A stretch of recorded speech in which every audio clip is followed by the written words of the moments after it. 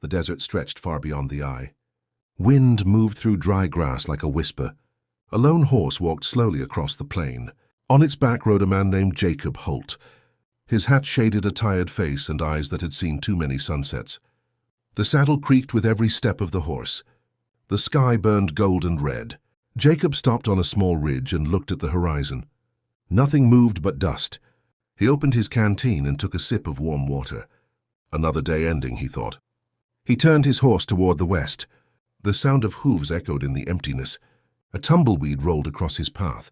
Jacob watched it drift away until it vanished into the sand. He kept riding until the shape of an old fence appeared. The boards were broken, the gate hanging loose. Beyond it stood the remains of a barn, half-burned and silent. Jacob dismounted and walked inside. The air smelled of ash and wood. He lit a small lantern from his pack. Light spread over a dusty room and a broken table. On a shelf sat a framed photograph. It showed a younger Jacob with a woman and a small boy. He touched the glass with one rough finger. "Just me now," he said quietly. He sat by the cold fireplace and listened.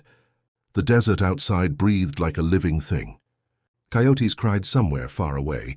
Jacob closed his eyes, feeling the weight of years. The flame in the lantern flickered and dimmed. Sleep came slowly, heavy as stone. Far out in the night, a faint rhythm began to rise. It was not thunder. It was not wind. It was something else moving closer through the dark. Jacob stood frozen at the canyon's edge. The girl watched him carefully, her eyes dark and alert. She said something in her own tongue that he didn't understand. Her voice was calm, but her hands were ready to move. Jacob spoke softly. "I'm not here to hurt you." The wind carried his words down the rocks. She tilted her head, studying his face. He took a small step down the path that led to the stream. The gravel crunched beneath his boots. The girl didn't run, but she kept her distance. Her bare feet shifted on the wet sand. Jacob stopped, a few steps away. He pointed to his chest. "Jacob." Then he pointed gently toward her. She hesitated, then replied, "Near." Jacob nodded slowly. He smiled, a small and tired smile. Naya looked at his horse, then back at him. "You live here?" she asked in careful English. "Used to," Jacob said. "A long time ago." She looked around at the wide, empty land. "Now, no one lives here," she said. He nodded again. "Just me." Naya knelt and filled a small clay bowl with water. She placed it before him as a sign of peace. Jacob knelt too and drank a little. The water was cold and clean. They sat in silence for a while. The desert was quiet, but it no longer felt empty. Jacob glanced at her arms. She carried old scars from travel, the kind the sun leaves on skin. "You've come far," he said. She looked away. Too far. The wind rose again, scattering dust across the canyon. Jacob looked toward the horizon, where his broken ranch waited. "You can rest there," he said softly. Naya studied him, uncertain. He added, "Just for the night." For a long moment she said nothing. Then she nodded once. Jacob stood, offering his hand.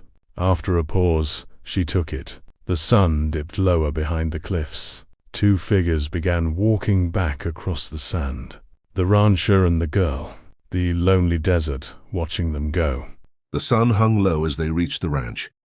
The old fences cast long shadows over the ground. Naya looked around quietly, her eyes taking in every broken board and rusted nail.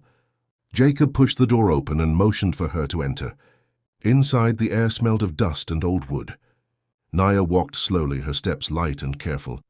She ran her fingers over a cracked table, a shelf, the cold fireplace. "This was your home?" she asked. Jacob nodded. "Once before the fire, before the war." Naya turned to him, curiosity in her eyes. "War?" He sat down on a stool, removing his hat. "People fighting people who didn't need to fight," he said quietly. Her expression softened as if she understood. "My people lost many," she whispered. The room fell silent again. Jacob looked at her, a stranger yet somehow familiar in her quiet strength. He reached into an old chest and pulled out a blanket. "Here," he said, handing it to her. Desert gets cold at night. Naya hesitated, then took it. Thank you, she said softly. Jacob nodded and began to rebuild the small fire. Flames flickered and danced against the wooden walls. They sat opposite each other, the firelight painting their faces in golden shadow. Outside, coyotes called to the moon. Inside, neither spoke for a long time. Finally, Naya said, "Why do you live here alone?" Jacob stared into the flames. "Because I forgot how not to," he replied. She watched him carefully, the fire reflecting in her eyes. "You don't have to forget," she said. Her voice was gentle but firm, as if she was speaking from deep pain. Jacob looked up, surprised by her words. Something shifted in the silence between them, a quiet understanding. The fire burned brighter. Jacob leaned back, feeling a calm he hadn't known in years. Outside, the desert wind softened, moving like a lullaby across the sand. Morning light crept through the cracks in the wooden walls.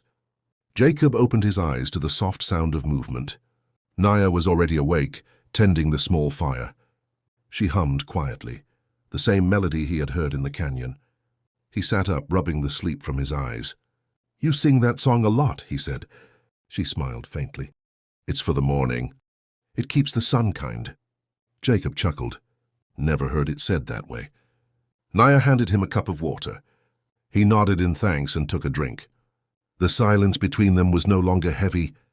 It felt alive. Outside, the land shimmered under the rising sun. Jacob stood and stepped out of the cabin. He looked at the wide fields, remembering what they once were. "This place used to breathe," he murmured. Naya joined him at the doorway. "It still does. You just stopped listening." Her words made him pause. He looked at her, young but wise in ways he couldn't name. "I don't know how to start again," he admitted. "Then start small," she said. "One thing, one day." They spent the morning clearing dust from the floor and fixing a broken window. Jacob found an old bucket and filled it from the well. Naya brushed off the porch, laughing as the wind scattered her hair. For the first time in years, the ranch sounded like life again. When they stopped to rest, Jacob said, "You remind me of someone." Naya glanced up. "Who?" "My daughter," he said softly. "She'd be about your age now." Naya didn't ask where she was. She just nodded, understanding without words. Afternoon heat rolled over the land. They sat under the shade of a wagon wheel, sharing a piece of dried bread. Jacob looked at the horizon, calm in his eyes. "Maybe I'm not meant to live alone," he said. "Maybe no one is," she answered. A gentle silence settled between them. The ranch creaked, the wind sang, and the day stretched wide with quiet promise. Evening came softly, painting the sky in gold and rose. Jacob worked by the corral, tightening the ropes on the old fence. Naya gathered dry wood, her steps light in the dust. They worked without many words, but each knew what the other meant. When the sun touched the edge of the world, they lit a small fire outside. The smoke curled gently into the dim sky. Naya sat cross-legged beside the flames, humming again. Jacob leaned against a post, listening. "That song," he said. "It sounds like the earth breathing." Naya smiled. "It's called Homecoming. My mother used to sing it." Jacob nodded, the words settling deep inside him. He stared out at the open desert. "Home," he whispered. The stars began to appear one by one. The air cooled, carrying the smell of sage and smoke. Naya looked up. "You think the sky ever gets lonely?" Jacob thought for a moment. "Maybe, but it always finds someone to shine on." She laughed quietly.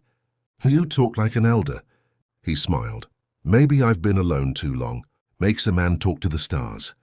She tossed a small twig into the fire. "Then tonight they're listening." For a long while they watched the fire burn. Sparks rose and disappeared into the night. Jacob felt something inside him loosen, a knot of old grief finally untying. He hadn't felt peace in years, but it was here now, simple and real. When the flames turned low, Naya stood. "Tomorrow," she said, "I must go east." Jacob looked up slowly. "East?" She nodded. "My people are there. They wait for me." He said nothing at first. The idea of the ranch being silent again felt heavy.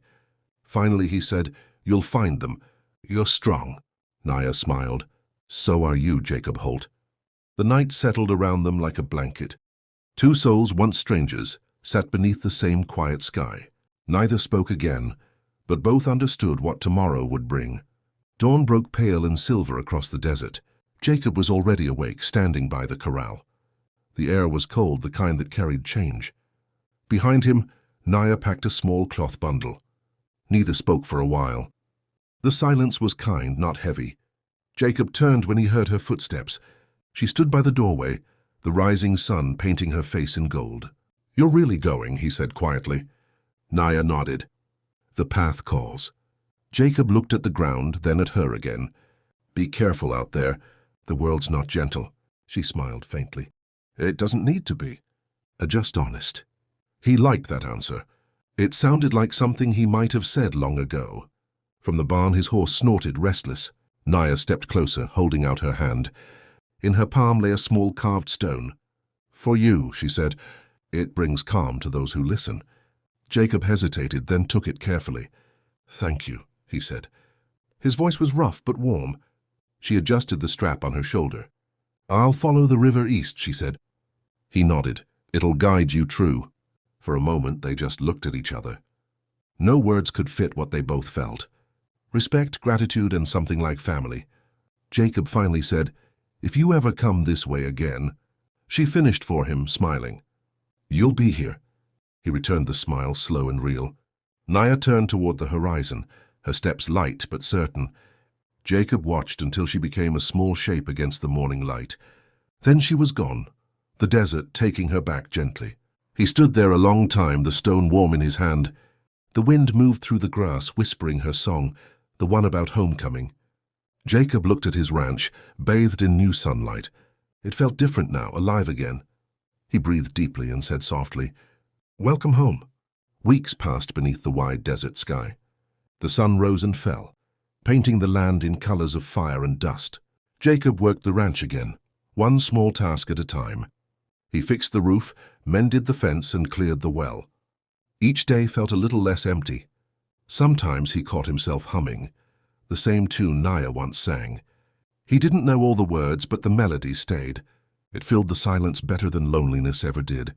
One evening, rain came for the first time in years. It started soft, then stronger, washing the dust from every corner. Jacob stood outside, hat off, letting the drops hit his face. The land smelled new, alive again. Inside the cabin, the small carved stone sat on the table. Water ran down its sides, making it shine like silver. Jacob touched it, feeling warmth beneath the cool surface. He smiled quietly to himself. In the distance, he thought he heard a voice, faint, carried by the wind. It was the song of homecoming. He closed his eyes and listened, not trying to find the source. Some things he knew now didn't need to be found. When the rain stopped, the sky opened wide with stars. Jacob lit the lantern and sat by the window. The ranch was still the same, but his heart was not. It beat steady, like hooves on dry ground, like life coming back. He whispered into the night, "Safe travels, Naya." The wind answered softly, rustling through the grass. Jacob leaned back, a peaceful smile on his face. The desert was no longer silent. It was singing again. Fade out.